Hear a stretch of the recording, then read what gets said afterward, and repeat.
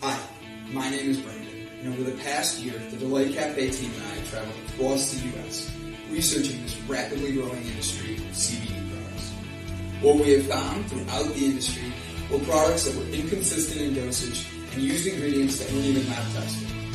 Products with chalky textures, bitter aftertaste, and worst of all, confusion among the CBD consumers. That's why we created Delight Cafe. A 15 milligram, lab tested, all natural, water soluble hemp CBD powder pack. It's odorless, colorless, and tasteless. Add it to your favorite drink of choice, wherever, whenever, on the go. Quickly find your calm, your balance, your delight when you need it most.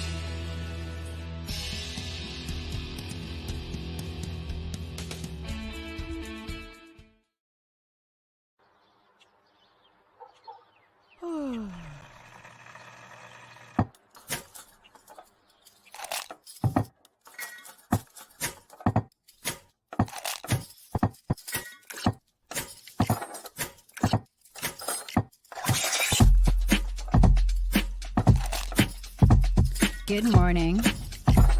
Good morning. Java Delight will uplift you. Stay tuned. The show is about to begin.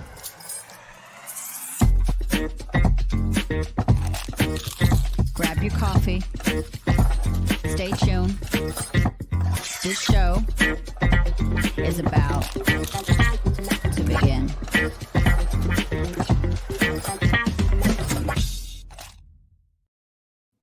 Hi, my name is Gavin Kerr, My name is Brandon Croucher. and you're watching Java Delight. Don't forget to hit that subscribe button and ring that bell. Enjoy the show.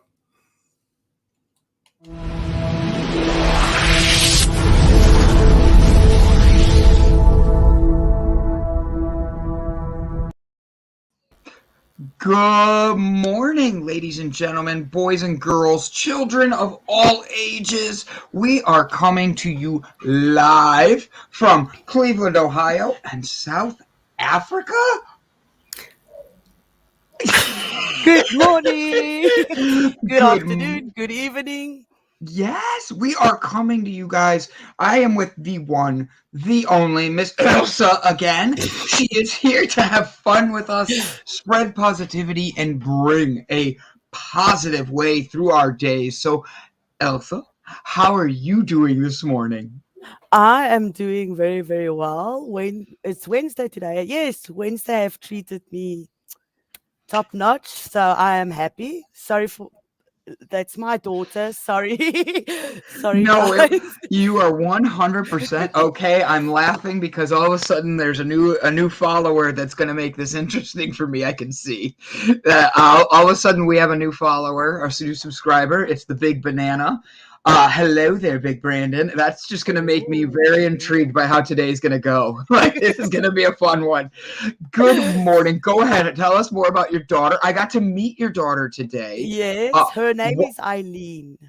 Eileen, I love it. Yeah, so I gave her my second name because I'm Ilse Eileen, so she's just Eileen Pieterse. I love that. Oop, let's turn the volume down, making sure everything's perfect. All of everything's set up. So say that again. She's what? Eileen Pieterse. She was so Ilsa's trying to teach me a little bit of South African or African, correct? Afrikaans. Afrikaans. Yes. And I'm not very good at it. And today she had her daughter come over, and I got to meet her daughter, and I'm like, "Oh, you're just as beautiful as your mom." And she goes, "What did he say?" Like, to her mom, and Ilsa says, "It sounds like a paragraph worth of words." And I'm like, what did you just say? Say it again, and I'm going to try to say it this time. Okay, so I said, hy vra, sorry. I said, now you got me confused, right? Hy sê, jy is net so mooi soos jou ma. Yeah, I'm not going to even try it. Yes, Dis jou ma. So ma is mother. Ma means mother. That makes sense, And ma. yes, and mooi is beautiful or pretty, or so that's mooi. I love it. I love it. Yes. Very cool. So you and I were having fun. We're catching up. We're getting to know each other and all that. It's been a lot of fun getting to know you, Elsa. And you That's have a. Lincoln. Yeah, that's Lincoln. It's our boy. I Yes. love it. My Lincoln boys and are right next Milo to is me. also. We've also got a Milo. Oh, I love it. Yes, he's a little sausage. Yes, he's a little sausage Aww. dog. Yes, yes. So it's not actually my dogs. We are where we shoot our podcast for the Stone Daisies. So on Wednesday nights we interview South African bands, and and we start right at 6 o'clock. So that's when you guys finish, because then it's after when we finish here. It's about 12 o'clock there by you guys. Yes. 12 in the afternoon. So it's 6 o'clock at in the afternoon for us. So we start at about 6:15. So I had to drive here. So I'm here where my daughter lives in our little space where we do our Stone Daisy podcast. I love that. I love, Yeah. love, love. Your daughter's 14. No, she's 19. 19. She looks Yes, young. yes. I, Well, I'm turning 39, so I had wait. You're a. turning 39 or you I'm are lying. 30? I'm lying. I am 39. When She's was your shouting, yeah, birthday? you're turning 40. Like, thanks, eh? You turn around, you're like, I love you too. Yeah, it's like, hey, bitch, what? We've got a She's like, very, very good relationship. She's my best friend. I'm telling you, we really, how really get along. aw, how far Yeah, away are you from that pool and how dirty is that pool? Or clean? it's it's winter, so it's not dirty. I've seen worse. It's just got a little bit of leaves in and that, but I'm like a meter and a half. So if I was to convince you to get your daughter to come over there and you push her in, would that be wrong? Yes, because she will hate me forever. Hy wil hê ek moet jou in die swembad gooi.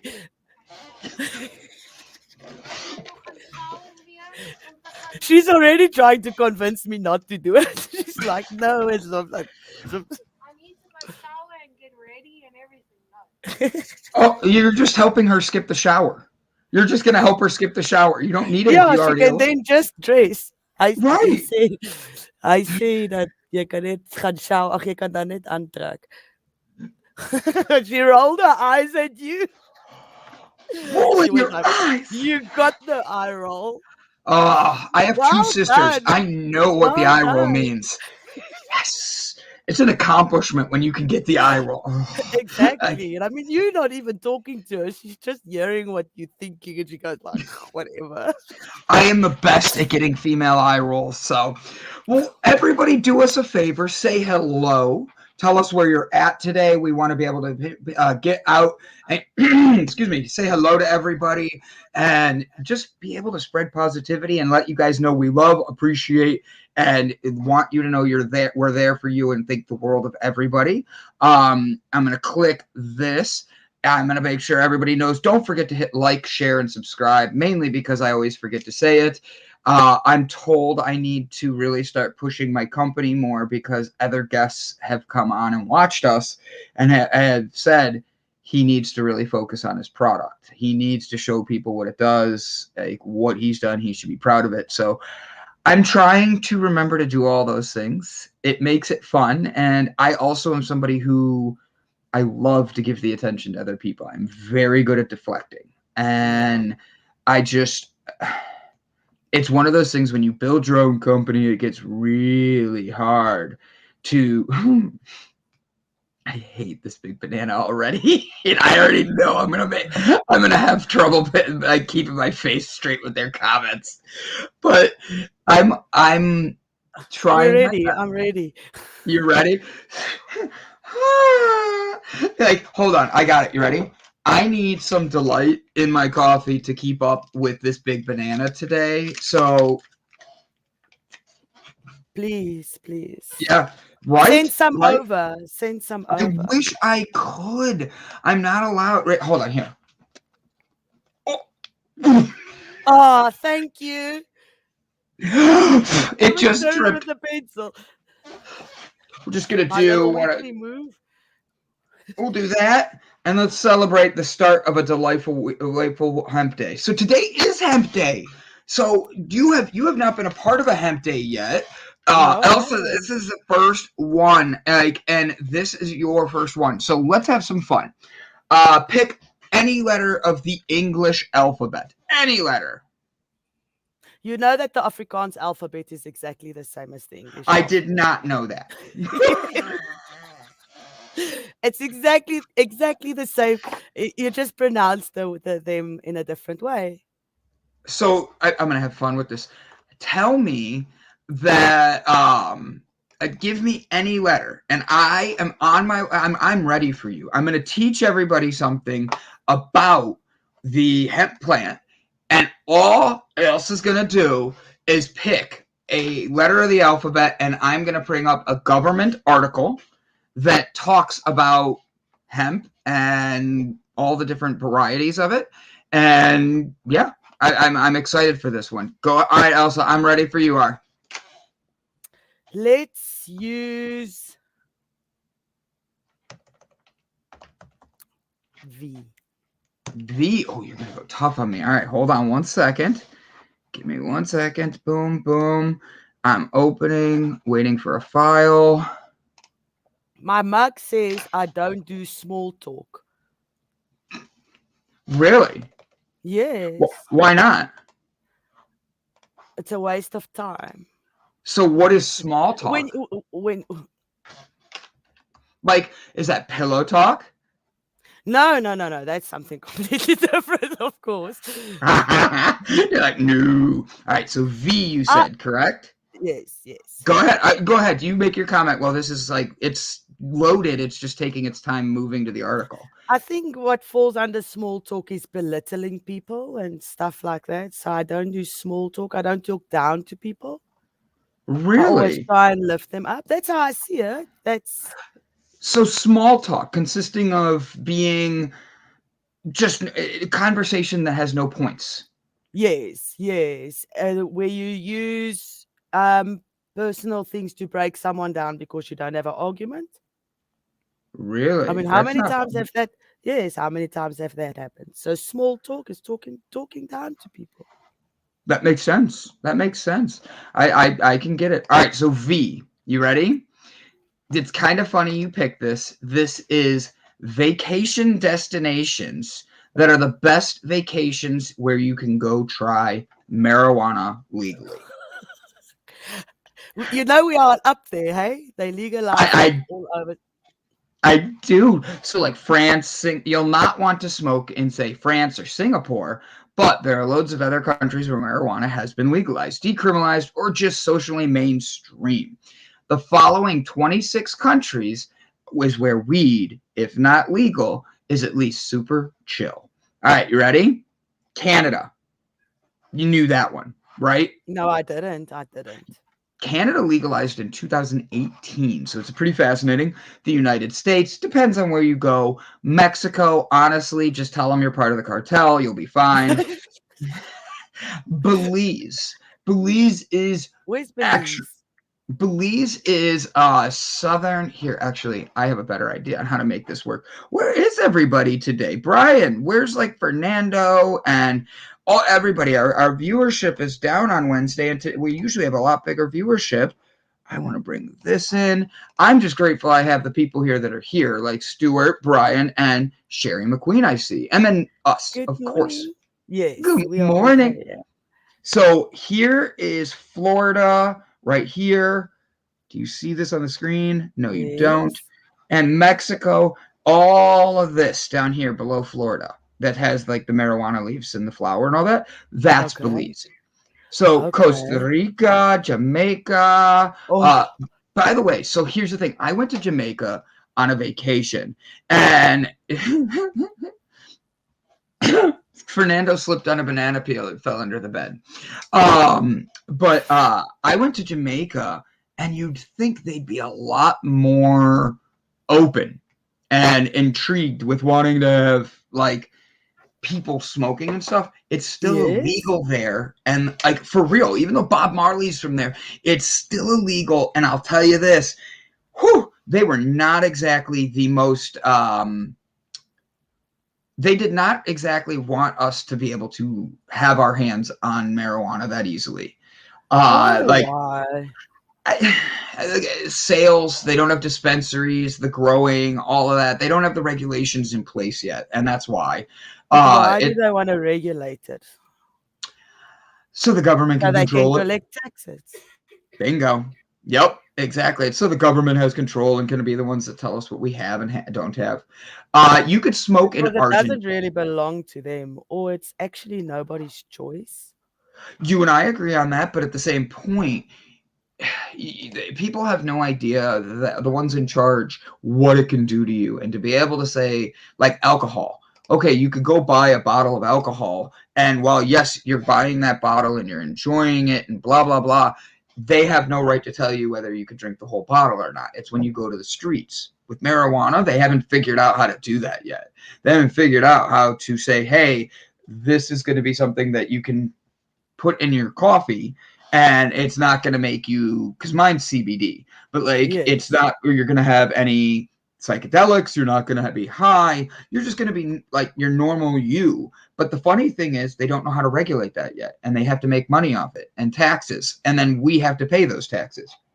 Exactly. Sad. All right, But you were ready? saying? I'm sorry, Argentina, Colombia, Ecuador, Peru, Uruguay, all of these are without a doubt all yeses to go and be able to enjoy. Now, let's have some fun ones. Cambodia.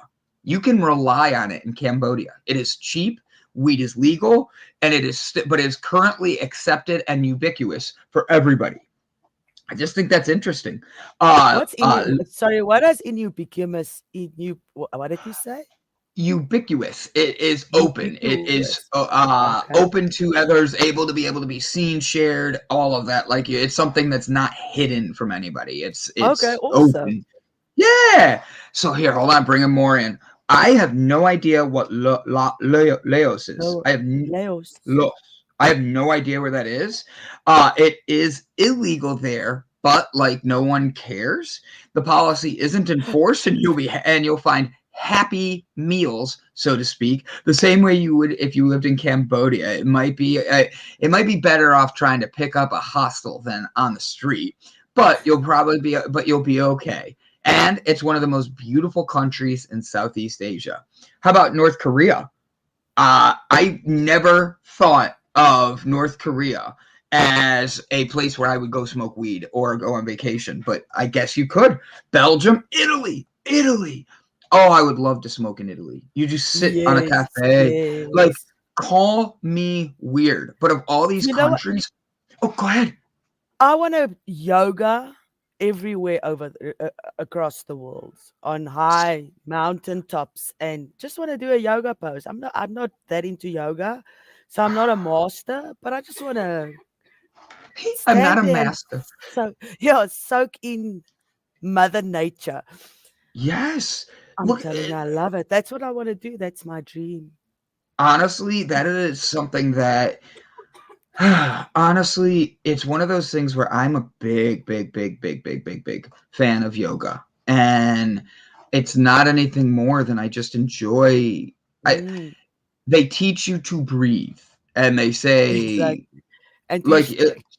yes, like this morning, my meditation, I was sitting here, I mean, not here, I was sitting outside, and I was taking deep breaths, and I was just making sure I was aligned and ready for today's show, giving myself the best energy I can for me, so I can actually turn around and be able to provide a positive atmosphere for everybody here.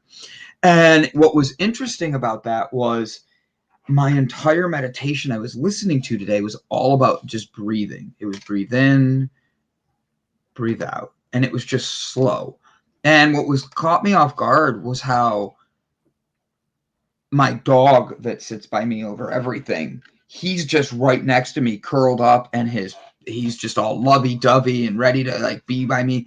But I'm doing this, and he completely is just zoned out. Like, it's like I'm not even in the room. And I could feel myself wake up. I don't know what it is. you're learning about me and I'm learning about you still, but like I suffer from bipolar disorder. So I have happies and I have sads, and they're big and small and blah, blah, blah. But I woke up and my mindset this morning was more sad. And I don't know why. I've also been emotional the whole day. I'm It, telling you the whole day. So it's not just you. It's really not just you. I've really been so emotional the whole day, and I had a good day. and that's the thing. What is pulling us down? And I'm asking this not as a let's go negative conversation, but this is a community. And we have time to have a cup of coffee this morning before our guest comes in and talk. What is bringing us into this mindset? Like, so Ilsa, you're telling me you're feeling this emotional drain today. And I woke up, gosh, 3 hours ago because of the time difference and all that. I don't want you to think I'm sleeping till 6 o'clock at night your time. It's fine. You can take it, please. Nap. Nap. You have to Get nap. to sleep. I see. I literally like I wake up and I have to tell myself, keep going. Keep going. It's going to be a good day. If you want a real shock, look into the strength of medical grade marijuana in Israel. You are 100% right, Stuart. I've actually got that in there. It's one of my other letters in my alphabet. It's pretty fascinating how it's broken down and what they're doing. Hey, I wondered why I never heard back from you yesterday. I sent you a message on Facebook, whew, brain. And I wanted to talk to you about the guy that got bit.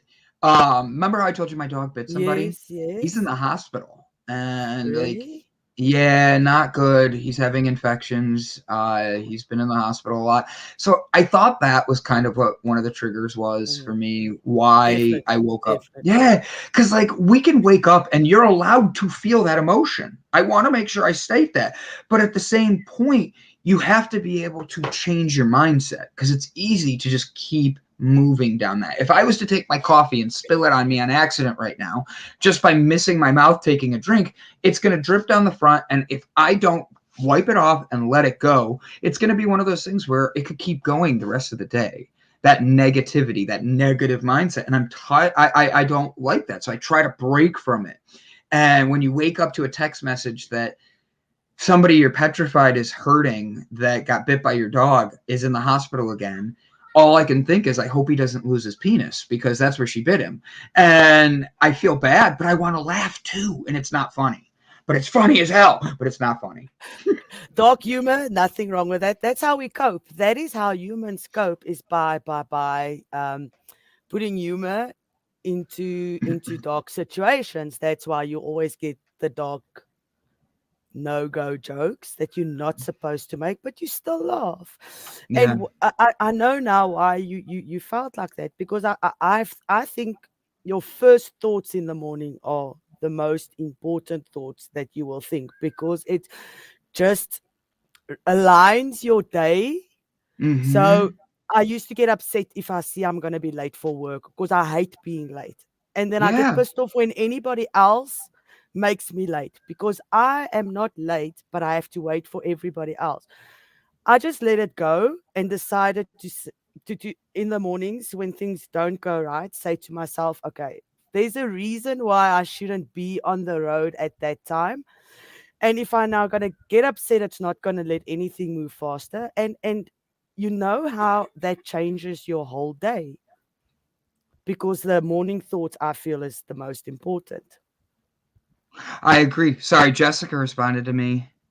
I'll have to screenshot and send you things when I'm off air, Jess. I'm sorry. Apparently you didn't get it. Joe didn't get a message from me either yesterday. I swear to God, I don't know what's going on tech-wise, but like I've been watching messages just spin and it drives me nuts and I don't know why. Like I've had to reset my phone every day this week, like a hard reset, and I don't know why. But whatever, moving on from my phone. Jessica, I will reach out to you today. I actually have set aside time to make sure I reach out and actually connect with you because I have some things just to talk and love you about. And you got my yes. Yeah, because CK and I set up a meeting yesterday. It's called, what did I say? I call it our spiritual hour. It's my spiritual hour with CK. So I love it. But like, what do you do? What do you do to actually start your day and get your day going in that right direction? For me, I've started right next to my bed. I have a notebook and I have literally started writing things, and I try to go 3 to 5 minutes, just completely no plan of what I'm writing and just write. And it's one of those things where I write and I write and I write, and sometimes good, sometimes it just seems like I'm blabbering, but we all know Brandon likes to blabber. But like, I'm reading, I'm watching what I'm writing, and it's supposed to set my day up. What I noticed today between that and the meditation, I went from feeling, and excuse my French, I'm getting my F word in today, but I felt completely fucked in my head. I was literally listening to myself tell myself, nope, you don't do this. Nope, you don't do this. Nope, you're not good at this. Nope, you're not good at that. Nope. And I'm like, why am I telling myself this? And I'm writing, and I'm not writing that. And I'm trying to, like, I want to say childhood traumas, but like, I'm trying to take baby Brandon and literally put him in a spot where it feels good, where he feels comfortable and I can compliment and take care of myself. And that has been my biggest problem, is I have a very hard time taking care of me. And I'm open about this because I know there's more people out there like this. A lot. So many people. How do you self-love? It could be something as simple as painting your nails to something as going for a jog. I hike a lot. I love that. hike a lot. Yes. Because I live in a lodge. Well, not a lodge, like a bed and breakfast kind of setup. It's very beautiful. I'll show you around there one day. I'll sit outside because it's got beautiful gardens. It's just chilly. Push her in now. Push her in. She saw me. Did she run away? Yeah. She ran away. She didn't want to play. Man, I think she's cold sitting in the shade, so she moved into the sun because that is a lovely corner, a sunny corner. Good morning, Chad. Okay, sorry, what I was busy saying. I always shower in the morning. And then I sage myself, and I sage my space, and I put my crystals on, and I get dressed for work, and I go to work, and I just try and not. I love it. Mine's pink to match my outfit. You see, I love that shirt. That's rose quartz, hey? Yeah, it's. I was given this by. As funny as this is going to sound, I was given this. Oh my God. Are you ready for a special guest? Yes, I'm always ready for a surprise. That is my niece. She is in Texas. And she is 9 years old, so I'm glad I got my F word in when I did. And I try to watch it now. But yes, everybody, I am so glad. We have 2 people here to say hi to. Everybody say hi to everybody. But you have Lissy and Chad. Make them feel welcome. Let them know they're loved. Thank you guys for tuning in. Chad. So, like, this was provided to me by an ex. But the thing that's really interesting is I 100% carry it with me everywhere now instead of using a lighter. And I've noticed that my extracurricular funds are, yes. And I'm literally carry this with me, and I spin it around, and I don't have a lighter on me, which makes me not want to go do other things. It makes me not go to the smoking section. And what's interesting is how it puts me into a different realm. It helps me to keep my mind state. Oh my God, I want to sing. Do you know this song? You ready? Oh, wait. I can't. The stars at night are big and bright, deep in the heart of Texas. I'll clap. I love it. That's my line. The clap line was mine. The clap. I love it. Just But it really is. And for some people, I know they're not crystal people, but they have other ways of helping themselves. Mine was a lighter. I'm always moving. So for me, a lighter was something I'd spin and just be like this, and just I think nobody would maybe know. that's why I smoke cigarettes, is because I need to fidget. I And always need to fidget. So now I bought menthol cigarettes because I'm trying to quit smoking. So it's been a long process, but it burns my throat. So I take 2 drags and then I nip it. So, and then I'm okay for a little while. And then later, because I can't smoke a whole cigarette of that. So that is now my new plan. We'll see how long that lasts. But menthol I've cigarettes, huh? That's interesting, because you would think menthol would be one where you'd want to keep smoking just because of mm, the fact that the flavor. But what do you normally smoke? normal cigarettes, like filter cigarettes, but the light one, like 6 milligram. I don't know how cigarettes work. I know that you guys have Marlboro and we've also got that, but I don't know if we've got the same. Sorry, I don't get to see her comment much. So when I see her Oh, name, I shame. turn into a No, bowl of jelly. Like I'm just like, I've got 3 kids. I'm the same. I understand completely. You see me, I talk to them. They always, yeah. you just don't push them in the pool. I'm excited for the day you push them in the pool. It's Like, winter, yeah. It's winter. It's not well, summer. That what is pool your is, winter? oh. How cold is it right now? Well, we've had a cold front, and we actually had the coldest day in 10 years about 3 days ago, which was -6. -6 Minus, Celsius? yes, Celsius. Wow. So that's like only like Yes. what, 15 degrees Fahrenheit? I have Something like that? no idea. I have no idea. Wow. Yeah. Oh, so Chester is been job transitioning, and that is stressful, Chester. Or Chad Jester. I made you Chester. So Nicknames. right, like I didn't even mean to. I was just reading it, like I saw the Esther. So Chad, like, bro, I'm wishing you good luck, man. And Jessica, I know you and Phil are going, like, looking around, sending you guys good vibes, because this job market right now, they're saying, oh, nobody's coming out. I'm sorry, I know a lot of people looking for jobs. It's just the jobs that they've been hired, that they've had interviews for are like server jobs where you're making $2.50 an hour and live off tips. That's not the same as the people who could go make $15 or more an hour. And I know personally that the Big D, Mr. Phil, Jessica's husband, Big D Dugas, he is someone that is out there building his best him, and he's worth a lot more than a $15 an hour job. So finding that good job, I'm sending you guys good vibes, good love, good positivity. We've got this, and we're here to support you guys through this, Chad. I wish I could do something to help you, buddy, but right now I don't have any jobs I'm hiring for.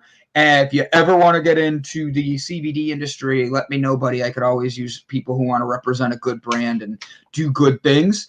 Good I luck. love working with people who are just amazing people and believe they're going to change the world. So please know I'm sending that good vibes to you guys. Jessica Dugas, I'm sending you good vibes for many different things.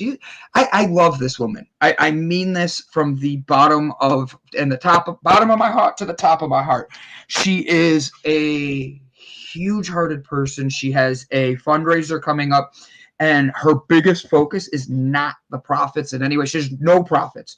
Everything she's doing is a concert digitally for people to be able to raise money for nonprofits. And Oh, I just, wow. 100%, you don't get people like that.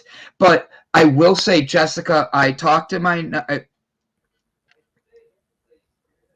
sorry, he has been actively pursued. Sorry, I caught that and wanted to make sure I read it. So it's just a matter of choosing the best fit. And honestly, that's the best way to have it. Congrats on that. I love Exactly. seeing that.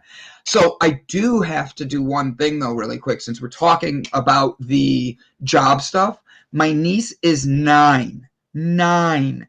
She literally just opened her first lemonade stand, okay? And it's on the side of the road, but she's not keeping any of the profits. She made bracelets. She made Oh, wow. headbands for girls. She made a whole bunch of things. and 100% of the profits are going to a local Texas nonprofit. I forget which one it is. And it's teaching her all about building up the best self, that money isn't everything. You need to give back to That's others. very important. I mean, and she has just been loving it. I'm blessed to have a niece that cares so much. At 9 years old, she's done so many selfless things. It is just incredible to see. She literally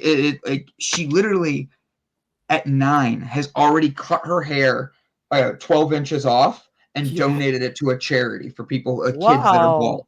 Wow. Right? That is amazing. She's 9 years old and does more than a lot of people I know in my life. And I'm I sitting there know, going, I know. And then you wonder why they can't do it. If a 9-year-old can do it, why is it so difficult for an adult yes, to do? yes. And I They laugh have to because be I like think of, children. yes. And then I think of my niece being like my sister, her mother. They're nowhere the same.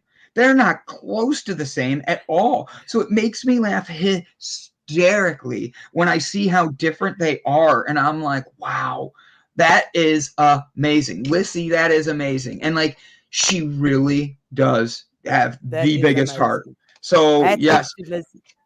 Now, Jessica, on the other hand, has 87 kids. Her husband's nickname is the Big D. And with those 87 kids, they don't just have a lemonade stand. They go from a lemonade stand all the way to a full bar. So that way, because they're old enough. And then they turn around and you can get your credit checked, your taxes done. I mean, they just have a whole bunch of kids. They're willing to help you with everything there. It's like their own little Wow. like strip mall with a business. I'm That is totally making this awesome. up. You're such a liar. I'm like, I saw your face you so got the eye serious. roll. You got the eye roll. Yes. Yes. I love it. So, what is Elsa up to today? I know we have the what is it? The Stone daisies. stoned daisies. Even the Stoned X. daisies. Stoned daisies. What are you doing later Yeah, today? Oh, stone daisies. yes, that's the South African accent coming out. Stone daisies. I am not even making fun of you. I am literally loving the accent. I promise. You can make fun Thank of you. mine. I know I have one. It's The called thing the is, Ohio. we're so used to your accents because we hear it all the time on the TV. Actually, that's a good question. So, with being in South Africa, give me something in South Africa that you would miss if you were to move to the United States. Teach me something African, like why you would miss that. Excuse me. I think the people that what? I You. think that I stalled you. why? Hallo, hoe gaan dit? Baie goed, dankie met jou. I love it. I love it. Oh, I love it. I love it. I love it. Hi, Mandy. Baie That makes me dankie. so happy. Like you guys just like I was not reading that. I'm like, this is going straight to Elsa. She knows what it says. Yes, definitely. Hello, hoe gaan dit? That's I so cool. That's so awesome. You guys are making me feel so special. Thank you so much. I love So it. you asked me what I'm gonna miss is I'm definitely gonna miss my kids because my 2 daughters aren't coming with me if I come to or when I come to America. That's a whole different story. It's a long story, and I'm too emotional to go into that right now. We're not going to touch that. Okay. Yeah, that's put it in the bin for later. Funny enough, when about 3 years ago, I just said I just want out of this country because of being targeted as a white person for being here and you're not supposed to be here. Understand? So I was born here, but the Africans are from here. So a lot of animosity and all that. So there's a lot of killings on the Boers. I'm not saying it's not the blacks. It's just murderers. It's got nothing to do with skin color, but apartheid and everything. There's so much hate here, and I just said I am done. I decided to get a divorce and I said, I am not staying here. I've always wanted to travel and travel the world. And I actually started to look for work in Germany because of my German name. And I always joked, I said, I just want to go home. South Africa's not my home. I was born here, but my forefathers came here. So I understand where these people are coming from. You know, if you feel that strongly, I'll leave because home is not where you live, it's the people you're with. So, Right. and I've always wanted to go to America because of the movies. I mean, there's a South African actress there that comes from the same town as I do. I don't know if you know, Charlize, I think you guys call her Theron, is from South Yes. Africa. Benoni, she's from South Africa. Yes. So, I so, go ahead, sorry. so the movies, you always want to go to America. So it's been a long plan in the making. So that's why I started my LinkedIn application, my LinkedIn profile, so that I can network with people and try and find a job overseas because I didn't know how to do this, what to do, and everything. And then my whole life just started falling apart, like everything. And I just continued to build up connections and talk to people because I only have my kids. It's me and my kids. So we do everything together. Um, and sorry, I'm just You're trying good. to. So we always hang out and stuff. So when I talk to people, it's like networking on my networking for work. I have applied for so many jobs in America. So I know there's jobs. I know on LinkedIn for steel sales because you asked me yesterday what I do. I am a A internal, shark trainer. external shark trainer slash steel. I sell steel into the mining industry, By the hardware and way, plate, special I'm sorry. steels. I'm sorry, I gotta get in here. The guest yesterday was watching the beginning of the show and he heard me making these jokes with you. And he Yes. came on, and when your internet went out, Oh, he was hysterical. He goes, I wanted to know more about shark trading and stuff like that. I was like, yes, I love it. So go ahead. You are in the steel trade, which is a big, big, big thing in South Africa. It sells yes, all over it the is. world. It's a it's huge export for them. Yes, well, we don't export and stuff. But we do the local market. So we import from China and all those places, and then we sell into the mining market and buckets and all those kind of things. So I know I only have high school. I don't know what we've got grade 12, so it's high school diploma. That's all I've got. Okay. And so all my experience I've picked up is odd jobs that I had over the years and doing small when I get to a job, going for all the courses that they can put you send you on and teach you on the Excel and all that. So I've never actually went to a college or anything like that. So all my experience is technical experience that I picked up over the years selling steel. And I've got a technical mind because I was in a technical high school. So we have different schools, like you guys have a technical college. I think it's almost the same. We've got a technical high school. So I was in a technical high school and I've got my senior certificate there. So all my experience. So I started applying for jobs. Okay. And yes, so last year I just decided I'm done.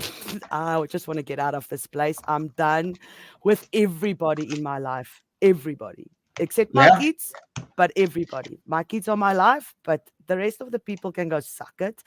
I do not care about anybody because nobody cares about me. You know, when you go through that, we because we give too much of ourselves and we think we need someone to validate us.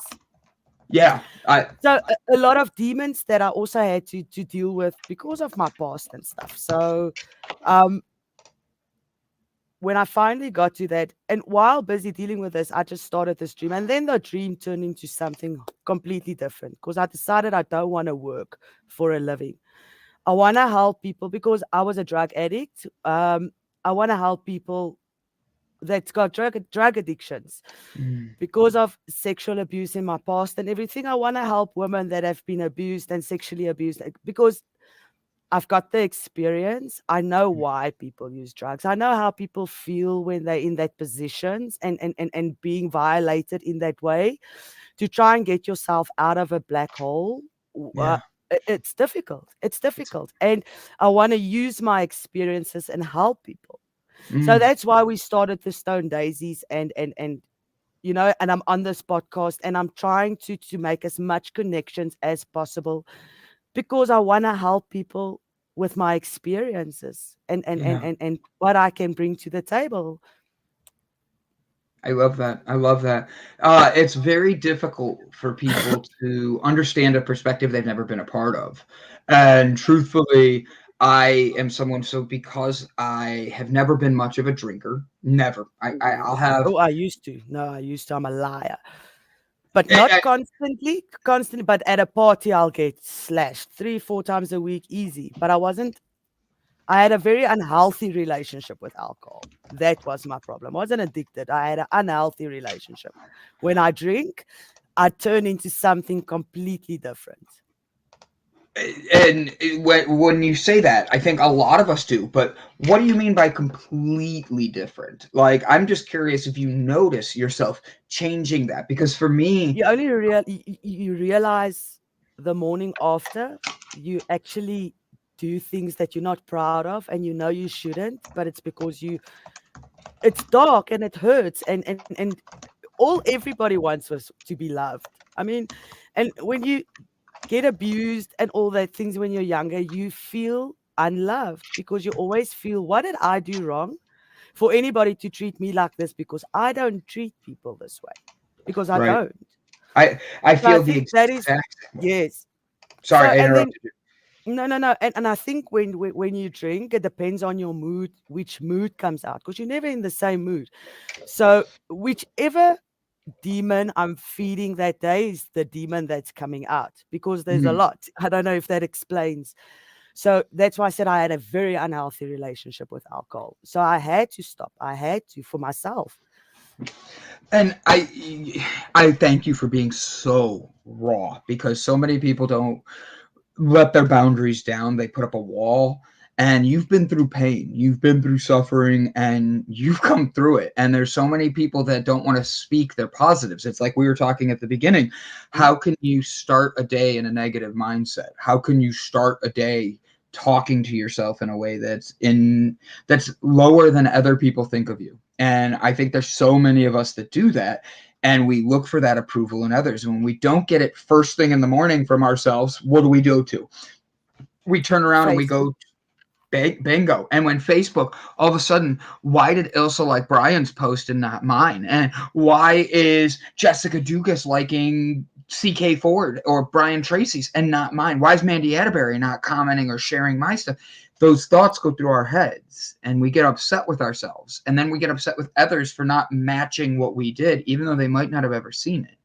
And that is like a domino effect. Doop, doop, doop, doop, and one thing Yes. after another. And the way you switch that is you have to start your morning. That morning cup of coffee, it needs to be with either uplifting, encouraging, and people who you are bettering you because you're bettering yourself, or it needs to be because my posts are the best. Yeah, they really are 100%. Everybody go like his post right now.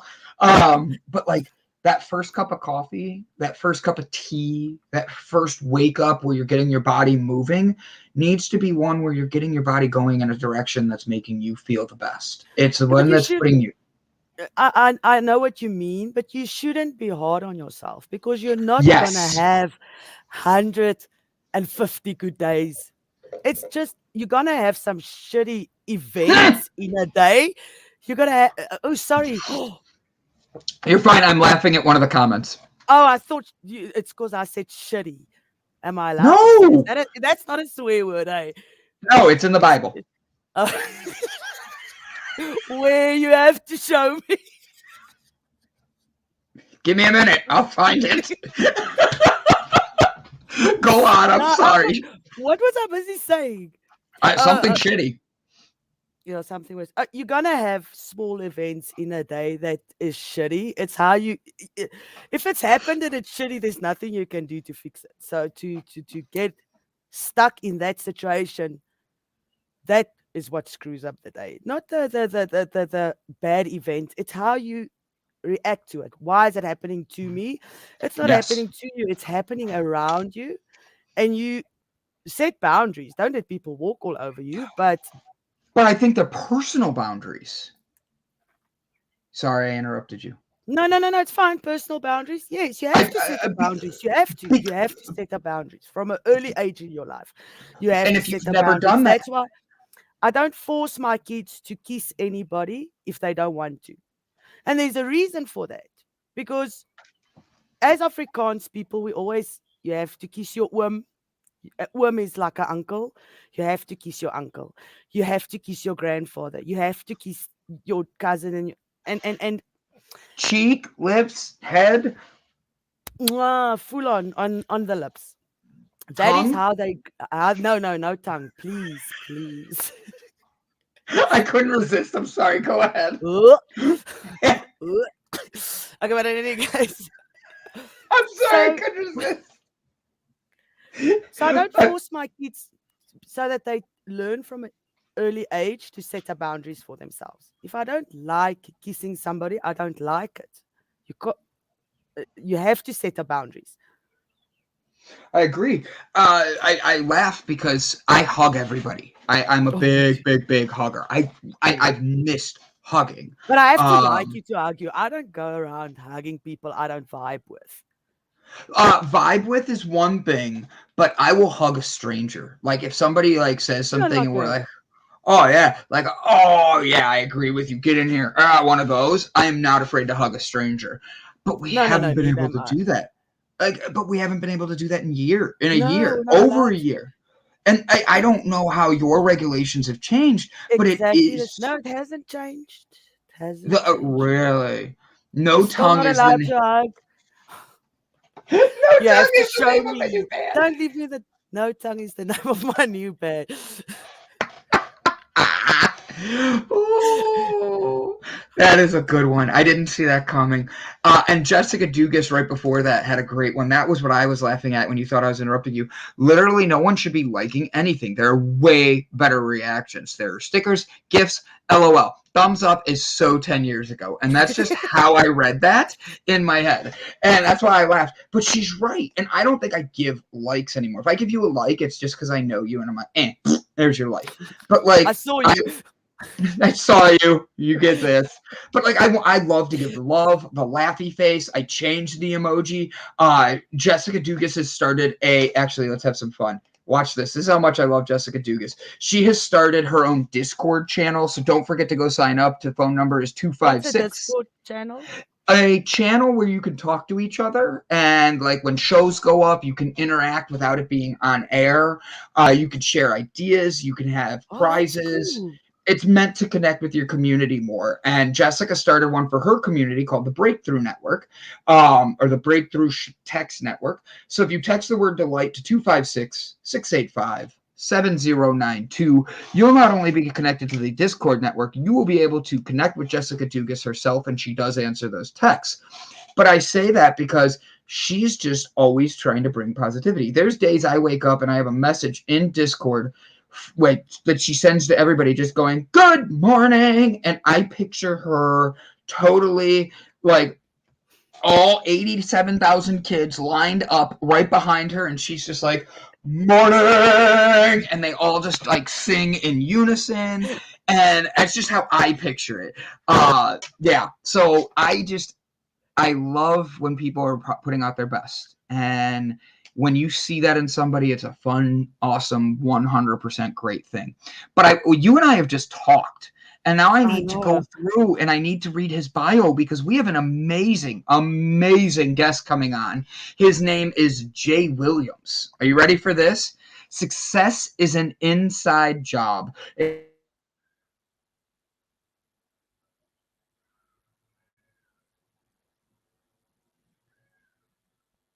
You're kidding me, right?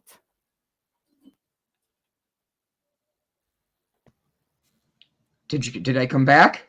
Yes, you did. You almost gave me a fright because it's at the exact same time as yesterday, and I thought everything's gonna freeze over now.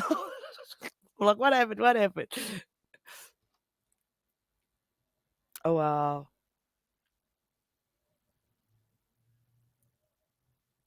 Uh, are you there? Okay, Are you yeah. doing it on purpose? You're doing I'm it on not like purpose. I I wasn't saw doing it on you. purpose. I really wasn't at first. It just like literally stopped and my internet keeps spinning. So I just hit reset. I closed everything open in the background from emails to documents, anything that could be there. Hopefully that fixes and so keeps it up. I'm getting my own emoji on Discord today. Like that just makes my day. I just have the That's best. amazing. You, Jessica, you just humped my brain to help me get through Hemp Day. Thank you so much. You humped it through. You got me through this hump. I Who want a wants? lucky man hug. I want a Lucky Mandy hug as well. I hug people even if they don't want to be hugged. But It's I a don't think little they bit can say aggressive, no. right? He is our polar bear. Exactly. So we have Jay Now you owe Williams. me $5. Right. We have Jay Williams coming on. He is a success advocate. Your mindset could be the key to finally finding freedom, the freedom you're after. Jay is a mindset coach for high achieving, purpose driven entrepreneurs and business owners. He helps them get and stay out of their own way. They break free of fears and become unstoppable in pursuit of life and business they want. Jay is the only person in the doing. Jay is the only person in the doing specialized motivational and maps NLP.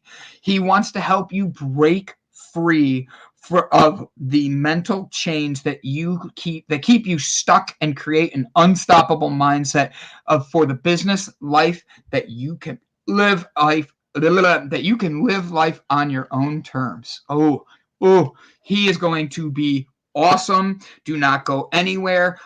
Jessica is the modern day version of Sound of Music. And honestly, yes, I want her kids to sing to me just like the whole song. Hello, farewell. Hey, Brendan, we're glad you're here. I just have all these dreams of this. And so far, I've got no Von Dugas kids family singing. And it's one of those things Not yet. not yet, the Von Dugas family. So, guys, don't go anywhere. We're going to have Jay coming up with us in a few minutes. I almost said Jay Dugas, and it's Jay Williams.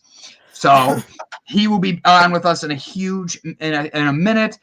Huge hug a wolf. Learn the truth about the misrepresented creature. 100. 100%. Wolves are a fascinating animal.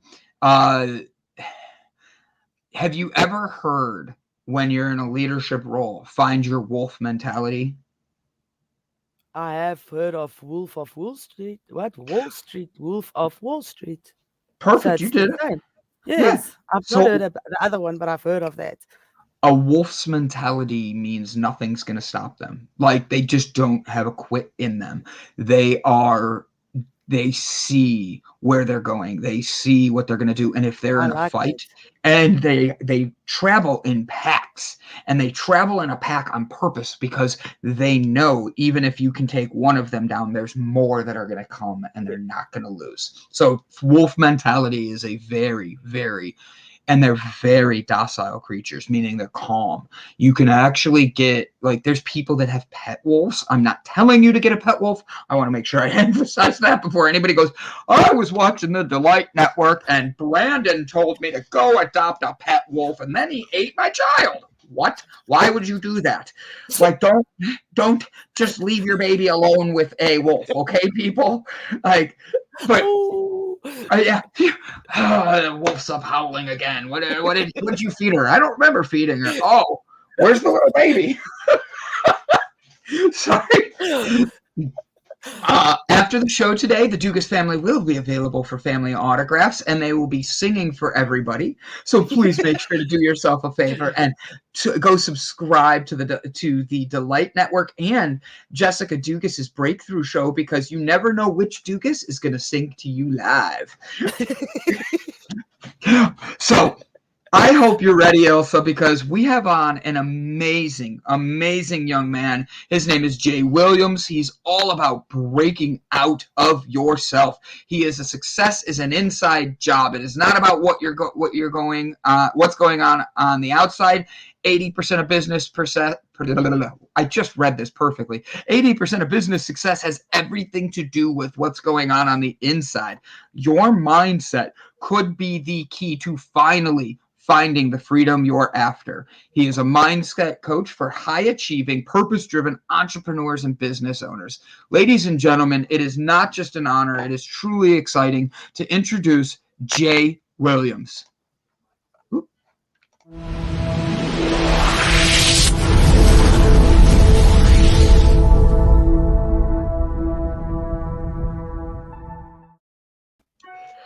Good morning, Jay. How are you today, sir?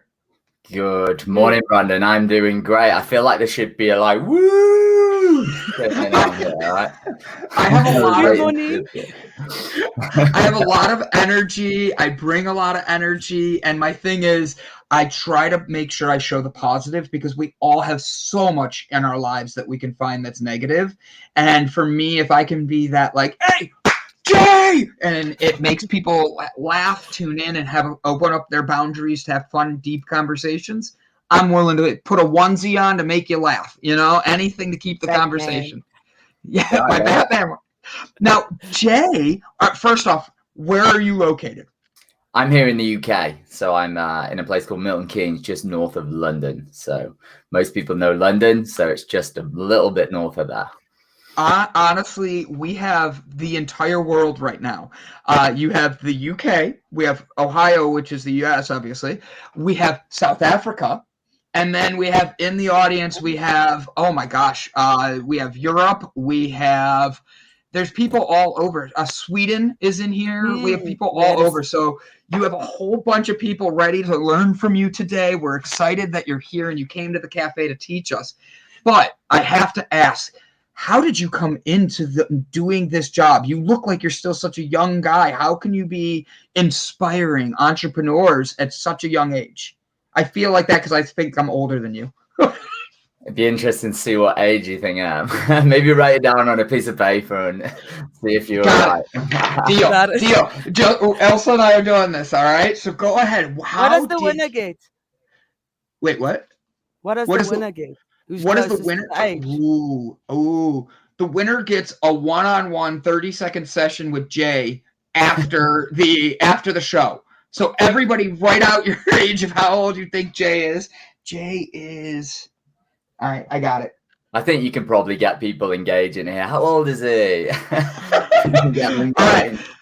Here we go, guys. Take your guess. How old is Jay? You get to ask him any question you want if you get it right. All right? So, Jay, you've been doing this for a little bit now, and you've been leading entrepreneurs. You are helping people break out and achieve their purpose, their driven purpose. Tell me what that means and how you became about with that.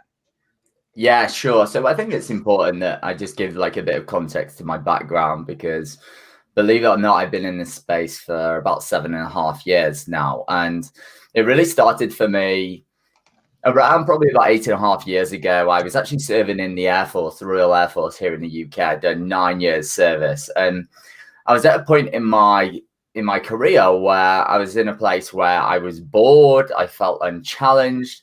And to give you some kind of perspective, I'm a guy that's like high energy. I'm a guy that loves people. I love to help people. I want to learn. I want to grow. And I'm in an office and I'm spending 12 hours a day in this office and I get about 4 phone calls a day and one of them is a wrong number. Now, I'm not helping anyone in particular, and I spend more of my time trying to get out of work than trying to be in work. So that kind of gives it away that I was unfulfilled. I wasn't enjoying what I was really doing. But the truth is, I really didn't know what I wanted to do when I grew up. And in the evening, so I'd work this job in the day in which I'd be so bored. And then in the evening, I'd be a DJ. So I'd be going out and playing in big clubs and like having hundreds and thousands of people just like dancing around. And at the push of a button, I got to transform their worlds. And it was the most incredible experience ever. And I just felt like I was so alive, like I was so at home. So I had this like massive contrasting experience. Yeah. And for me, I started to ask questions like, is this all there is? Surely, like, I've been sold the idea that you go to school, go to college, you get an education, you get a long, safe career, then you retire and you die. Like, that's what life is, apparently. I call that surviving, not thriving That's in depressing. life. And so I followed that traditional path, but I found myself coming to this place of not knowing what I really wanted, but just knowing that what I was experiencing in the moment really wasn't it. So I went on a holiday to Ibiza and came back and said, that's it. I'm leaving the Air Force. I'm off to Ibiza. And my whole plan was I'll figure it out when I get back. I'll go and DJ in Ibiza. It would be amazing. Now, like all great plans, they don't always go according to plan. I met a girl. Oh, there's the first one that's going to be that changes your path. I fell in love and I'm about to marry her in 9 days. So that's going to be amazing. Wow, congratulations. That is awesome. And at the same time, I was introduced by a friend to an opportunity to start my very own online business. Now, I had never started a business before. I'd always been a bit in entrepreneurial, buying things and selling things online and that kind of thing. But I'd never started any kind of business, traditional business before. And I didn't even know what a lead was in business. Like, I was just absolutely clueless. But I came out and I was like, you know what? I'm gonna be a millionaire. I'm gonna be so successful, because I was quite enthusiastic and I got a bit carried away at times, to be honest with you. And I told everyone, all my family, and they were thinking we need to check him in and see a doctor or something, because he's lost his mind. He's leaving this safe career where they're promising promotions, extra pay, it's dirt cheap to live, all this amazing safety and security. And he started a business and he's never done it before. I was seeing everyone online saying, you can start your online business, you can make all this money, there's money raining down on adverts, there's people with Ferraris and Lamborghinis, people sat on the beach, live the laptop lifestyle. That doesn't work, by the way. The glare is unreal. I've tried it on the beach. I think we all have. And so I started an affiliate marketing company selling high ticket products from sort of $200 all the way up to $40,000, and learn all about how to market myself online and market products online. I did pretty well at that, but I found myself chasing the money, and I got to a point where I was bored because I'd forgotten why I was leaving the Air Force in the first place, because I was so caught up in the mix of it. And so I decided, hey, if I'm bored with this, I'm going to start another company. So I started an e-commerce store, private labeling products and selling them on Amazon all around the world. Then took that to multiple six figures, and that was great. But then I was still going, but I'm still bored. So there's something wrong here. And along the way, I relied on grit and determination to get me through. But I found that I kept on hitting these like glass ceilings, or I'd become bored, or it just wasn't for me anymore. And so I started to ask more questions like, why is that? What's holding me back? What's stopping me from being consistent and playing all out and playing big? And so I went on this journey of transformation over the next few years, where I went through the entire Tony Robbins suite. I attended things like Landmark Forum, Advance. I hired coaches. I read the books. I attended the seminars. And I broke through all of my past conditioning programming, which I didn't know I had, by the way, which was around my parents' divorce. And that allowed me to go on to actually start to understand myself, understand the things that do hold us back. And then in my space, I started to ask myself, okay, there's clearly a pattern where I love to help people. There's clearly a pattern where I love to learn. So how do I apply that? Because everybody's telling me that I'm good at this stuff. I'm good at talking. I'm good at helping people, and they love what I do. I make things quite simple. And so some people said, maybe you should be a coach. And I kind of just fell into coaching. So I trained in NLP, neuro-linguistic program. I trained in something called Motivational Maps, timeline therapy, hypnotherapy, and I trained as a life coach. And then I asked myself the question, well, who do I really want to work with? And as I looked at my own experience, they often say your mess becomes your message, and you should often work with people who were further back in the process than you. And one of the big things I used to say to men in particular was, hey, how's business going? Yeah. And you know the answer that's coming, right? It didn't matter if their house was burning down, their wife hated them and was leaving them, their business was failing. Great, awesome, yeah, I'm good. And that was the big thing that I Nothing could wrong. see. So many men were holding themselves back from having what they really wanted.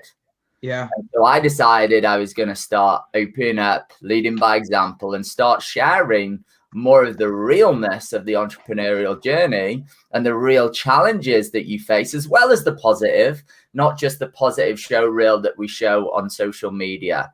And through that, I got men coming to me saying, I love your videos, but they wouldn't actually do it publicly because that would be to admit that they weren't perfect. They would send me private messages, and then I started to help men and entrepreneurs in particular. They related a lot to what I was saying and my challenges, and that's really how I came to do what I do today. Except now I get a lot of women coming to me as well and saying, "Hey Jay, I know you help a lot of men. Could you help me too?" And I'm like, "Well, no point in closing yourself off to opportunity, right?" So I You help also them need too. help sometimes.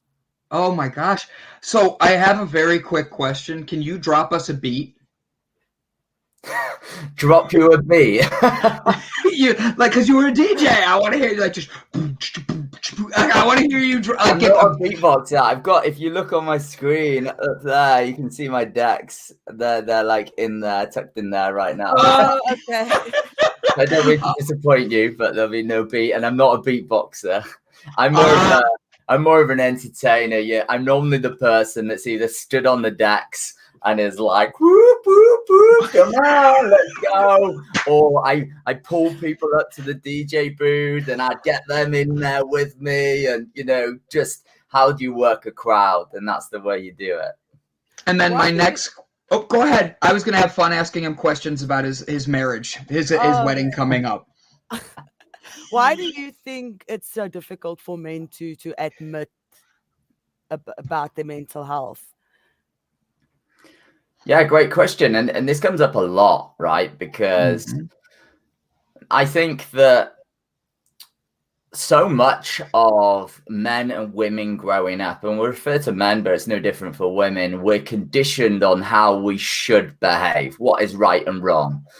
And, you know, a baby boy comes out the womb, or a baby girl comes out of the womb, and they're often treated very differently based on their gender.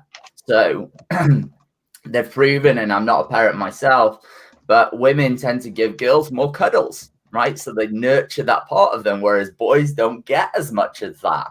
And so straight away, when a child is born, they start picking up on this stuff, and we get this modeling of what is accepted socially. Excuse me. You are good. What is accepted socially and what is not accepted socially.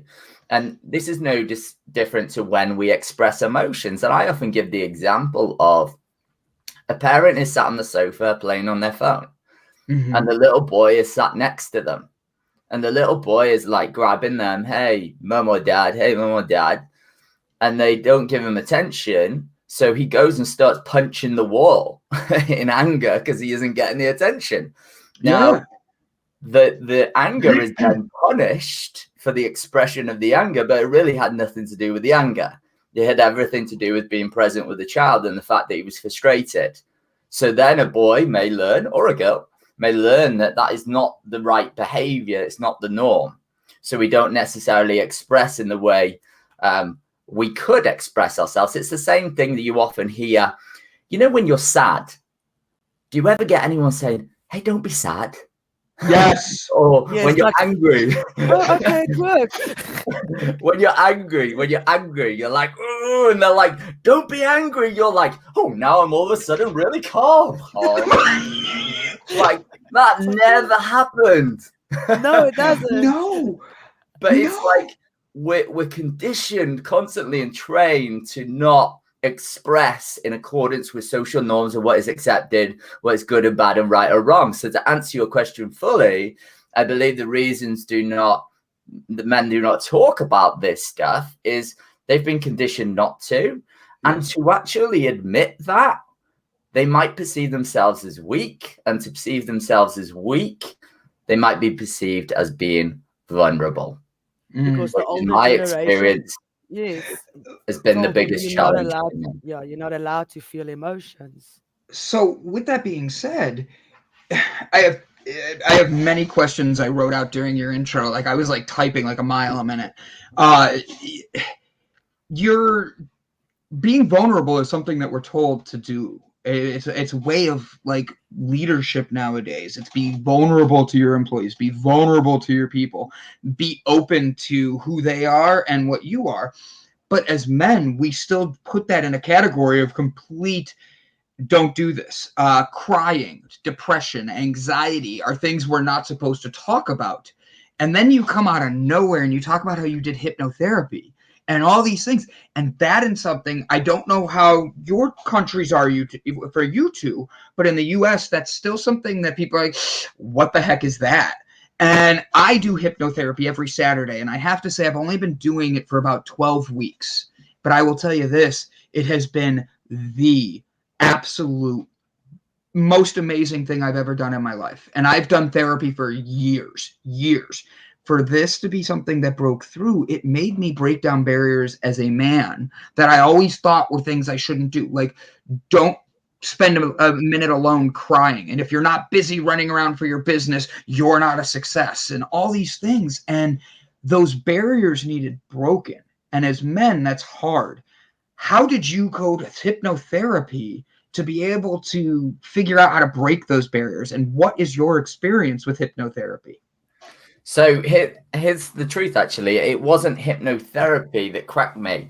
I'll just share with you hypnotherapy for so many people who maybe hear hypnotherapy and they go, oh, it's just people trying to steal your credit card and manipulate you, all that kind of crap, right? Which you see on television, or you may have seen live shows. Whereas hypnotherapy, what they actually do is they run a series of tests before to see who is the most suggestible people in the audience. And the truth about hypnotherapy is they're not going to steal your credit card. They can't make you give you their credit card details because no one will ever do what they don't want to do. So the people that you see, and I always give the example of when I first got up on stage, I remember it was at a football do, or a soccer do, you might call it, at the end of the season. And they had a hypnotherapist in there. And he was looking for volunteers. And I was naturally someone who was quite insecure at the time, but I wanted to fit in. And so I did all the tests, and I was the one that he picked. He dressed me up in a tutu. He hypnotized me, and I danced around in a tutu for half an hour, right? And everyone was laughing, and it was hilarious. He was doing all this sort of stuff. And the truth is, I loved it. I love being the center of attention. I wanted that attention because that's what I thought it meant to fit in and belong to something. And so with hypnotherapy, I just want to give that frame that people can never make you do what you don't want to do. Yes.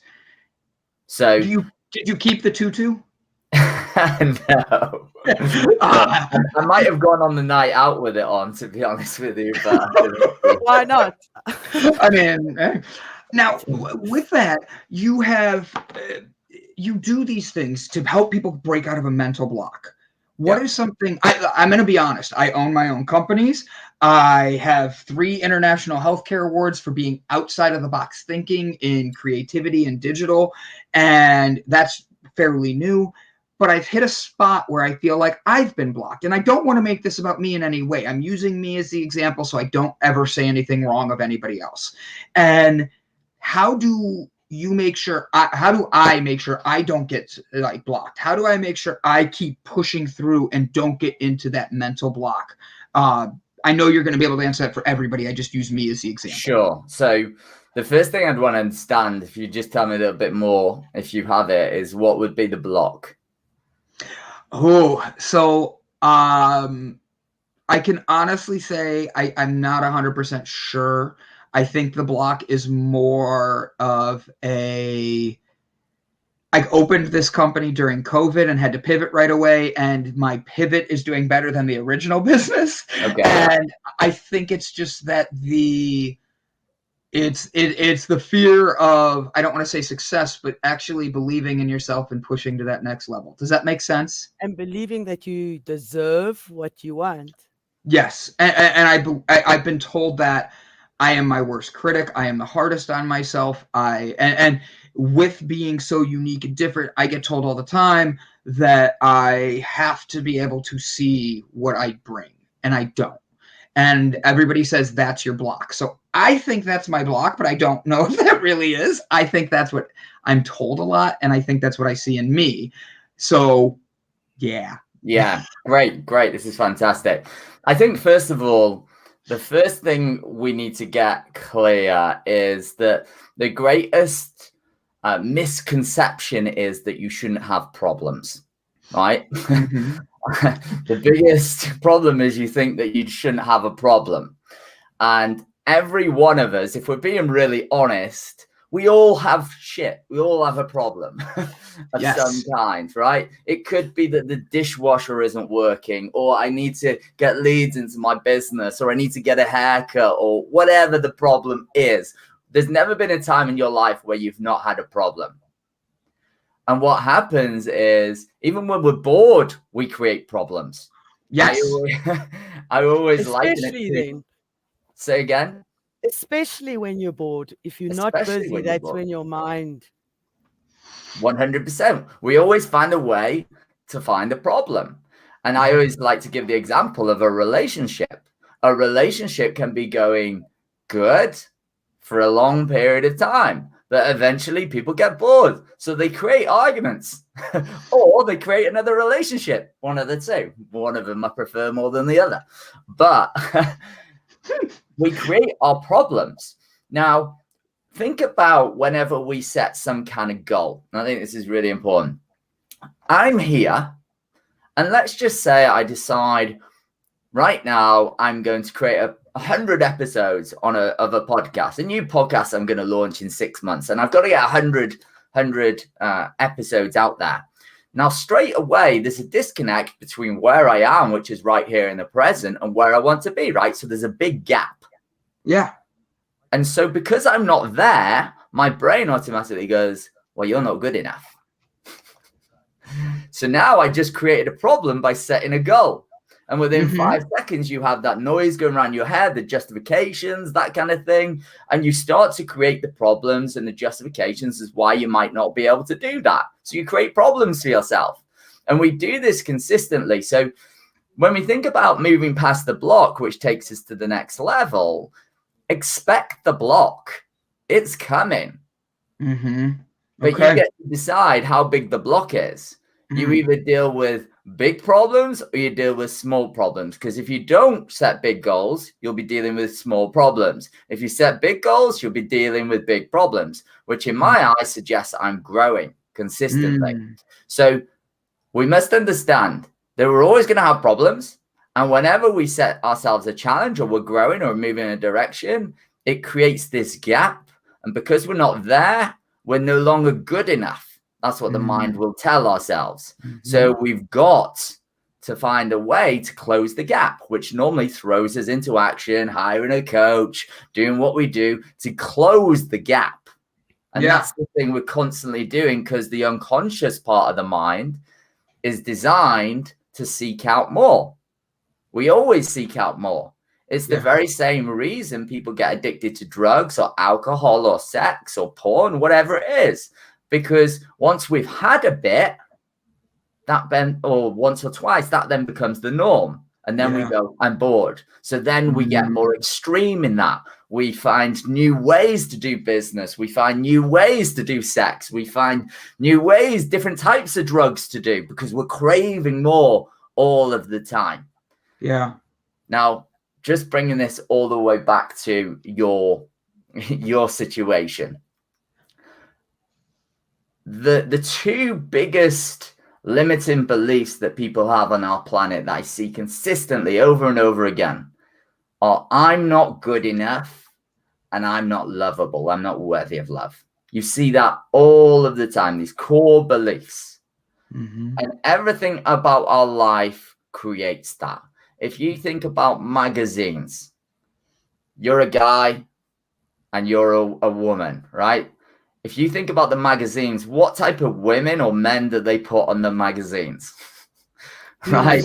This one. Perfect. So naturally you see that and you go, well, I haven't got a six pack as bulging as them, or I haven't got abs, or I haven't got biceps like them. And they might also put a hot girl or a hot guy on the woman, and that's the perfect person that you want. So now you're like, holy shit, I feel really crap about myself because I'm not that person. So I can't be good enough. And we're constantly, through repetition, through the messages in all of our environment, we're constantly being ingrained with this message of I'm not good enough or I'm not lovable. And big part of it comes from your upbringing. Because, and we can sure get into this if you really want. I'm happy to open up and share my personal story of breakthroughs and what happened to me. Honestly, yeah, I want to know some of your breakthroughs because it I helps actually read- people. Go ahead, Elsa. I'm No, going to no, bring your website up, buddy. Jay. I actually read a piece on your LinkedIn profile where you said about your friend that asked you the question. Is that what you're gonna tell us? Just remind me which question that The was. one that where you needed to be honest with yourself, where you the where did you make the switch to know that is what you have to do? I'm not entirely clear, but I'll tell you what, I'll tell you a bit of the story and then maybe it'll connect. So okay. I had this challenge in my relationships. The first ever relationship I was in for 5 years, and this girl would say jump and I'd say how high, right? And I was a nice guy because I didn't know anything about relationships. I thought this is what you do with women, you know. This is what I've been taught to do, respect women. And in the UK, we call it being under the thumb. I don't know what they call it in the US, or it's South Africa, right? South Africa, Yes, I'm in Africa, South US. Africa. South Africa, US, somewhere there. And they call it being under the thumb. She'd say jump, I'd say how high. And I just put everything on hold in my life for this woman. And she would often say to me, hey, are we going to move in together? And I'd be like, no way. Are we ever going to get married? No way. And this went on and on. It was on and on all the time. And I just was like, no, I'm done with this. I'm leaving this relationship. And I left that relationship and got into a second relationship. And I went the other way, because when we break our left leg, we often compensate by leaning on our right. So I went the extreme way where no one's going to tell me what to do. I went the extreme way. But again, this message kept on coming in. Are we going to move in together? I'd be like, no way. That's not happening. Are we getting married? No way. That's not happening. This went on and on and on. And I was like, why does this keep happening? Why does it keep happening? When I was 3 years old, my parents got divorced. My mum went off with another man, and my dad left. He moved 2 miles away. Now, I think it's important to understand here that from about 0 to 6 years of age, we are just emotional creatures.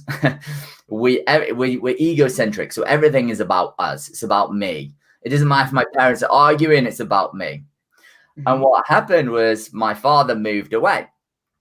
And what I'd forgotten was that for 10 years preceding their breakup, there was constantly rowing every night, things getting thrown across the living room. That was a regular thing. My dad turned up with a baseball bat trying to kill my stepdad, police, just massive shame, massive embarrassment, massive, just all of the time getting used by our parents, court battles, passed from one to the other. And us as kids just never really know what the hell's going on, just chaos in our life. And I'd forgotten about it.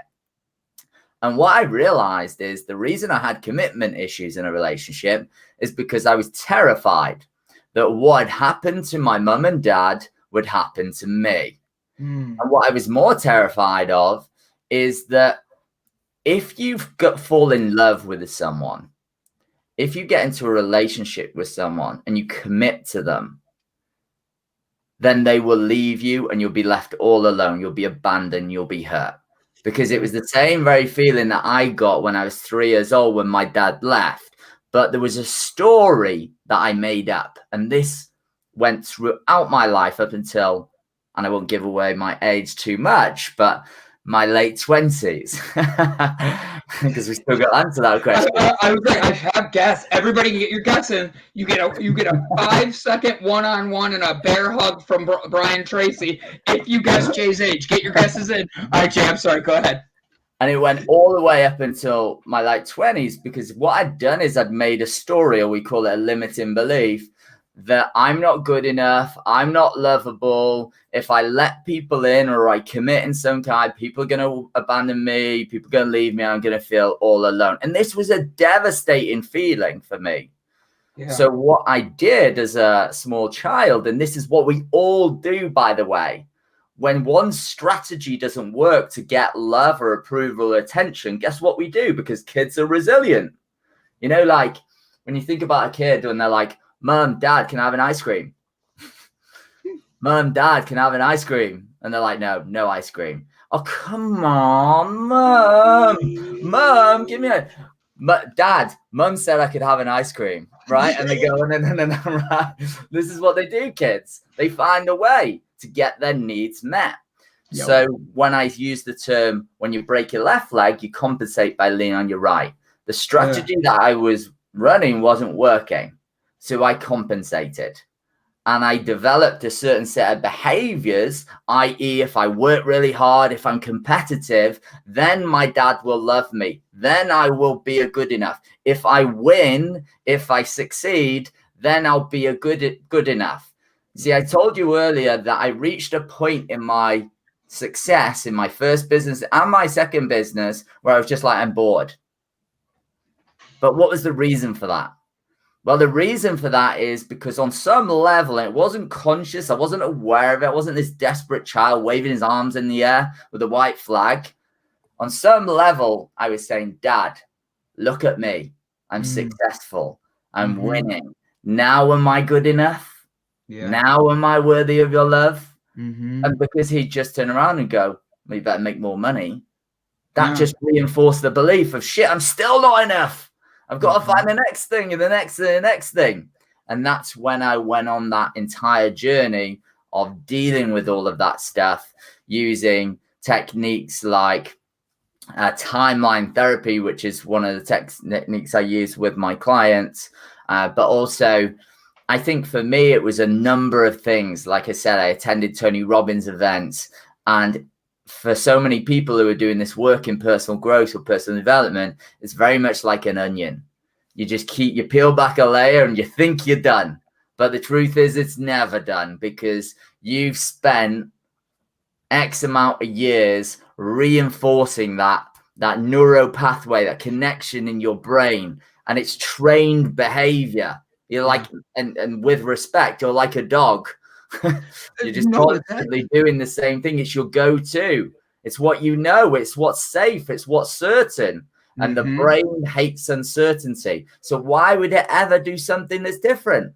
And that's what happens. And that was really the root cause of all of my mess that was coming up for me in business and in life. And so why should men open up? For this very reason, that I know that the stuff going around in your head, which you may not admit it, is causing you havoc. It's stopping you from enjoying your success. It's stopping you from being successful. It's stopping you from opening up your heart. It's stopping you from having deep and loving relationships. And you might say, I don't want one. I don't know. I'm a man. But I know, I honestly believe this. This is what I believe. Out of all the people that I've worked with, it always comes down to love. It drives everything. It really does. And spot on. 100% right. I'm going to share your website for everybody here. Excuse me. Did you want to ask something? No. I was bringing up his website. Time therapy? Was it time therapy you said, or what did you call it? So timeline therapy. Yeah, I Timeline can tell you a little bit of that about that. So timeline therapy. So let's do this for a second, right? You want to do a bit of engagement? Always. So just close your eyes for a second. Oh, I just brought your website up. Okay, I'll bring this back up in a Okay. second. All right, I'm all yours. Just close your eyes for a second. And just recall a good memory. And just see what you saw, hear what you heard, feel what you felt, and just really experience that in your body. Really breathe it in. I can see the smile on your face there. Okay, just open up your eyes. So now what I want you to do is we're going to do the same exercise again. Just close your eyes. Oh, sorry. And this one will come a lot faster, by the way. I want you to recall a bad memory. See what you saw, hear what you heard, feel what you felt. And just open up your eyes. Can you smell popcorn? Yeah. No, we call that a pattern interrupt. I just wanted to snap you out of your negative state. So I'm like hungry now. Me too. Well, maybe it's you were like- thinking about the fairground or something like that. But everybody watching would have noticed that their body language shift. You were either smiling or your face dropped, or there was a little bit of tension. Your body would have shifted. Now, I just asked you to recall a memory. And with all of our memories, there is emotion attached to it. Did you notice you felt emotion? Maybe the first one, joy, aliveness, excitement, fun, happiness, whatever that was for you. And the second one, it may have been sadness, fear, hurt, whatever, guilt, shame, whatever that was for you. So you just notice that there's always emotion attached to our memories. Yeah. And what happens in our lives, if I was to ask you, when you think about your memories, do they resemble some kind of timeline so you can kind of plot your past on a timeline if you were to draw it out? Would you say so? In a sense, yes. Yeah, when I picture it. It's somewhere like you might say the past is behind me and the future's in front of me, something like that. So you'd probably be able to plot all your memories all the way back to birth. Maybe you probably don't remember the first few years, but they're all in there somewhere. Yeah. Now, along the path, we have experiences and events that happen. And some of these events are particularly painful. So for me, when I was 3 years of age, I had a highly emotive experience, a highly painful experience for me. And what happened is in that memory, I created a snapshot, almost like a movie frame. It's like a movie frame. Your mind is just like a library of movie frames, snapshot memory with a load of pain associated to it. And so what happened was when I had that experience, that got stuck. I got stuck somewhere in my body, somewhere in my psyche, somewhere in my mind in the past. And what happened is because I didn't process the emotion associated to it, because it was so painful, it was too overwhelming for me, it got stuck. And what happened is, have you ever had one of those experiences where you've had a particularly painful experience in the past? And I always give the example of if you had a particularly bad breakup with someone, a really bad breakup, really painful, and then you see a car similar to what they were driving down the street, going down the street, you're like, all of a sudden you get all of that stuff back. And they call this being triggered. The reason you're being triggered has nothing to do with that car. It has nothing to do with the present moment. It has everything to do with the memory and the pain of your past. Because all that's happening is your past is being projected into the future and the present moment. So timeline therapy, what we do is if you think about this as like positive and negative charge. Yeah. What you've done is you put a really negative charge on that experience. And that's what you talked about at the start of the show. It's easy to go negative. Well, the brain often has a negative bias that moves toward the negatives. And what happens is you have loads of evidence to suggest that that was a negative experience. It was painful. Dad left me alone. Mum was shouting at me. All of this that you build and build and build and build. So what we do with timeline therapy is we go down into the unconscious level. And this is why a lot of therapy, traditional therapy, and very cognitive, like logical stuff, conscious, doesn't work. That's why I've had clients that have said, I've spent 10 years in therapy, come and work with me. And within 3 months, they've dealt with the shit that was holding them back, right? It's because they're trying, like I can listen to meditations all day long and and all of that. And I meditate, by the way, so I'm not dissing meditation. But I just like how you're like, you throw that in there really quick. You're like, I just like picture that because I meditate daily too. And like I try to meditate in the morning and night. And I notice that is a big thing that people think is going to be the breakthrough for them. Yeah. It's going to be what pushes them. And it's just one phase of getting you through it. It's like a stepping stool. It's one step. The mind. Yes. I'm sorry I interrupted you. Mind. No, but it's to still the mind. It's not to clear the mind. That you still have to do by yourself. You still need to do the shadow work and stuff. It's a bit like affirmation. I'm rich, I'm rich, I'm rich. Well, you better get off your freaking ass and do the work because it's not going to come on its own, right? It's the same thing. So just to wrap this up, what we do in timeline is we go back to the event. We go back into the unconscious. Yeah. And we bypass something called the critical faculty, which really controls what comes in and out of the conscious mind. And we use hypnotic language, suggestive language to actually take you deeper. And what happens is we go back to the event, but we don't go into the event because there's too much emotion. And when you get into the emotion, it gets really messy. So what we do is we hover above the event and we ask you, what are the lessons you need to learn? The lessons of which will allow you to easily and effortlessly let go of this negative emotion. And what you do is you then stack loads of positive lessons. And this allows you to reframe the experience and change the way you've seen the experience. So now it's no longer that dad left me. It's just that actually the real fact was they were in an unhappy relationship. Dad was working all the hours under the sun. Mum was looking after 3 kids and she couldn't cope. She didn't feel loved or appreciated maybe. So then she went and found someone that could do that for them. And that's essentially what some of the lessons that I was able to learn. Things like, it's not my fault. Because how many of us think it was our fault that happened? I said it before, children are egocentric. And when you shift this, when you come back to the now, when you bring it back to the present moment in the way that we do it, it allows you to let go of all the negative emotions and all of the events, all the way back to now. So when that car rocks up from the ex-girlfriend or that event that reminds you of when you were hurt in those early days comes up again, it's neutral.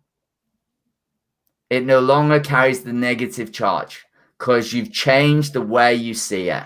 And what happens is we don't see the way the world is. We see the world the way we are. And when we change the way we see the world, the things we look at change. Will change. Go ahead, Elsa. No, I'm good. Oh, I'm sorry. I thought I heard you say something. So can you have a negative? I wanted to not miss everybody seeing your website and all that. Because I looked at the time. I'm like, he's so fascinating. I haven't even brought this in yet. And I wanted to make sure I did. So check out Jay's website. Make sure you sign up. I signed up for your book, the free copy right away. Because I think this is a very important topic. And I want to see people be able to build their best selves. And I love how you're doing this. So when somebody, I have 2 parts to this question. When somebody's looking to try something new like that, could they have a negative experience there that might stir up emotions when they're in that hypnotic state? Or does that determine the teacher or the guide? And how do you determine whether you have a good guide or not? Yeah, great question. So the first thing I'd say is it's very easy to generalize and say that some people don't feel their feelings. Some people are more in touch with their feelings. Some people are somewhere in between. And it's very difficult to give like a broad approach. But one thing I found in my experience is that, and to put it bluntly, we all have shit. Yeah. We all have pain in our past. We do. It's true. Anyone who says that they don't, they're just not in tune with it. They do. They have pain, which means that if there's pain, that pain often carries some kind of emotion. And that emotion can be sadness. It can be anger. It can be frustration. It can be all kinds of things. And I'm alluding to the less positive emotions that people often refer to here. So in my experience, normally in my first session I do with clients, and my hit rate's amazing. I think I've got like 100% hit rate that they will cry. And this is not because I want to make them cry or make them feel this way, but because for the first time in their life, they realize, wow, this is infected and run every part of my life, having this way of being, these behaviors, these beliefs, and it's cost me a lot. And now, because they finally get in touch with the emotion of their past, they're then able to set themselves free. I'll give you this before I answer the second part of the question. My dad's 65 years of age, 63 years of age. He'll kill me for getting that wrong. 63 years of age. My grandfather passed away a couple of years ago, and we were stood in the kitchen on the day of the funeral, waiting to get picked up by the cars. And my dad turned around to me and said, my first name's James, but everyone calls me Jay. James, I don't want to make a fool of myself. And my dad's a real tough nut guy, like hard ass guy, doesn't really show, isn't huggy or like saying I love you or anything like that. I don't want to make a fool of myself. What do you mean? Well, what if I cry? I said, Dad, come on, like this is your dad's funeral. No one's going to judge you. No one's going to laugh at you for crying. And here's the thing. Your body wants to heal. Yeah. Your body, your crying is just your body's way of letting go of the energy that's stuck. And when you cry, it helps. And so when we think about emotion, I'd like to think about emotions as like the human GPS. They're trying to teach us something. They're trying to help us. And when we experience that emotion, it's just some kind of trapped emotion in our body. And our body wants to find a way to let it out, whether it be through rage on a punch bag or chopping wood or whatever it is, or a scream or a roar, or just through tears. Yeah. And it's always trying to teach us something. So emotions are a really healthy thing when you understand them. And so why do my clients get to that point where they get emotional? Because they're finally opening themselves up to healing themselves and letting go of all of the shit that's cost them everything it's cost them in their life. And that's really led them to me in the first place. And then the second part of your question, how do you know if there's a good guide or not? This is like the golden question. For me personally, I would say that you have to find someone who clearly knows what they're talking about. There are plenty of people who can talk the talk but don't walk the walk. One of the things that makes me such a great coach is that I've been through it. I live this stuff. I share real world examples of my clients. There could be something that happened yesterday, and I will talk to my clients about how shit I felt when it happened and how I worked through it. And so really find someone who practices what they preach and someone you really relate to, because trust coaching, getting coaching is such a intimate experience for so many people. You might be revealing your deepest, darkest secrets to that person, and that could be the thing that's holding you back. And so you need to be able to relate to and trust that person. And so make sure you do your due diligence and make sure you feel like you can connect with them. Any good coach will jump on the phone a couple of times with you and give you their time to make sure it's a fit. And my experience has been that there's plenty of coaches out there that will say, yeah, I can help you, but really they can't. Right. Because they're acting out of a place of limitation and hoping that they can help you. If you can find a coach that is willing to turn you away, hire them. So are you available for hire? I am available for hire right now, but it depends. I need a different coach then. Depends on the person, because here's the thing, right? I do not take people on just because they come to my website and say, hey, I want to be your client. It's got to be that relationship that's a win-win for both, not just financial or value, but just this. Yeah. Like, you, and here's something, I was doing a coaching course where I do group coaching for a friend of mine, and I was coaching about 30 business owners, and they were asking me about a little bit of a marketing question and like getting the right types of clients and stuff. And I said, well, I don't often tell people this, but one of the things I often do is I intentionally put mistakes in my work. I caught one on your website, by the way. Say again? I caught one on your website. Good. I literally was like, I never catch them. And I was like, oh! And I was so excited to tell you it. I was like, oh, I wonder if he knows. Because everything I do is about authenticity. Yeah. Right? It's my number one value. I'm imperfect, as are both of you, right? We're flawed. Naturally, we're human. But social media tells us we should be something else, because that's the perception. The magazines, it reinforces that whole I'm not good enough concept. But the reason I put mistakes in there, because I don't want to work with people who are anal. I don't want to work with people who are going to be like, oh, you did this wrong, you did that wrong, you did this wrong. Now, I could help that person, because here's the thing.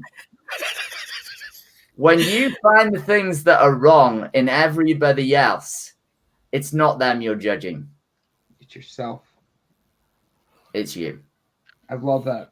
I really, really think that is genius in a way, because like I do the same thing in different ways. And when you were describing it, I was laughing because I'm like, wow, like it's helping me create boundaries in me and helping me eliminate those who might just be not fitting who I am. And I think that's funny because that's exactly what you're doing.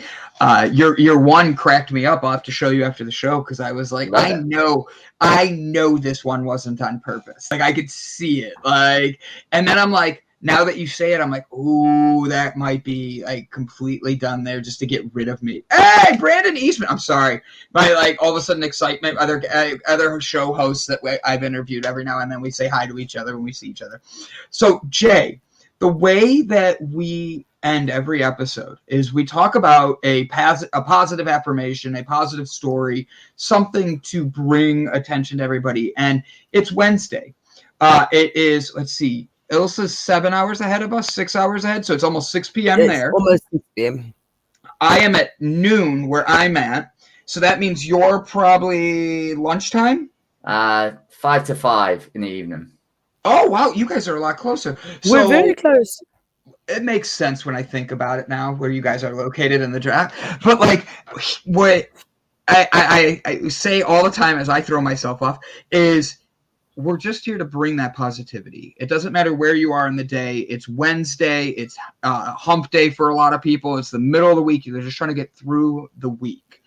But the thing is, there's so much more than that. And that's why we have the community that we're building, is we literally want to help people build their best self, find that in themselves. And I think you come in today and you come into the cafe and you bring this amazing energy, this upbeat energy, that was vulnerable, but also strong and confident in what you were saying. So I'm giving everybody till all three of us are done with our goodbyes, but then we're going to read the ages. So everybody get your age in, and we're going to see who wins. So I'll go first. Ilsa will go second, and then you're going to go third to take us out, and we're going to find out how old you are, Jay. All right? Awesome.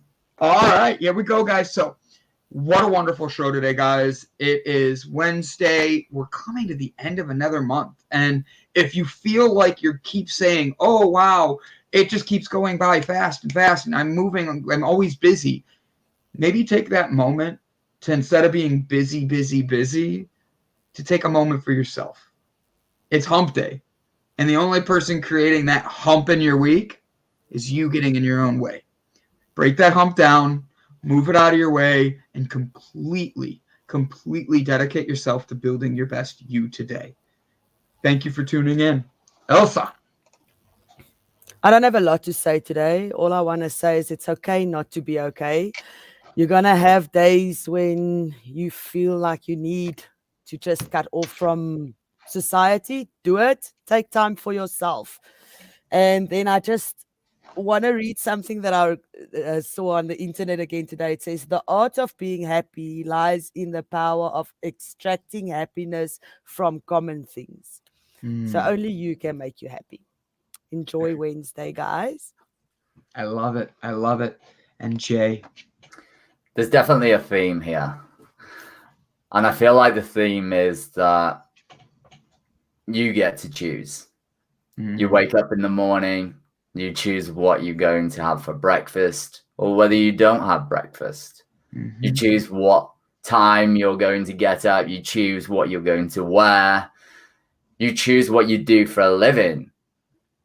But ultimately, you get to choose how you show up every single day. And however that's showing up for you right now, just know that you choose it. And you're presented with this choice, this wonderful choice. I can either be sad or I can be happy. But don't force yourself to be happy. But you can choose to do something that does make you happy. Just know that whatever you're choosing right now, you're responsible for that. And all it ever comes down to is a choice. So well said. So well said. So guys, it's time for the end of the show. We're guessing Jay's age. I have a 35. I have a 39. I have my guess, which was 33. Mandy Atterbury jumps in. She says 33. From there, we go to the bottom. Jessica Dugas says, yes, it's a choice. So she's letting you choose your age. Brian Tracy comes out of nowhere with a 43. I don't see 43, but holy shit, Brian. Holy shit, Brian. And then Stuart Lone Wolf comes out of nowhere with a 38. Deep down inside, I think you're early 30s. I even changed my answer so Mandy can have the 33 to 32. 36. Go ahead. And Ilsa says 36. So, Jay, this is your moment. 35. 35. I missed it by one. Missed it by one. All right, wait. Somebody did say 35, didn't Someone they? did. I can't remember who. My BMI says I'm 31, but I'm 35. Hey, you do not look. Oh my gosh. Jessica Dugas, you win a one-on-one with Jay after the show for 30 seconds. I hope you're able to make it. If anything, I should connect you to Jessica Dugas. Anyways, she is a wiener. We're very proud of you, Jessica. And Jessica has a show that's all about making your breakthrough. And you would be an absolutely amazing guest. I'm going to make sure I put you two in an email together. And if you're willing to do another show, I know Jessica will bring it, and you and her will have this energy that is just we can't change the world unless we help each other get to that next phase, and that's what we're going for here. So, Jay, I have one last thing, and we have a minute left. Tell me how excited you are and a little bit about your wedding coming up in 9 days. I'm excited, but I'll be more excited when I've got everything in place.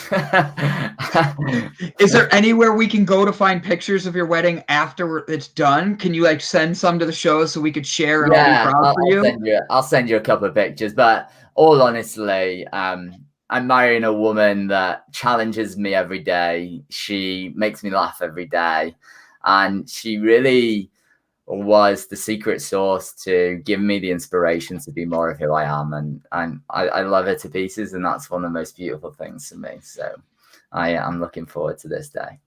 I don't mean to be that like childish girl that's just like, oh, that's awesome. I'm happy to see that, because there's so many people looking for that, but they don't spend the time looking for themselves. And you come out and say all these wonderful things. You talked about, you were vulnerable and talked about divorce and everything from your parents, and then how you've grown.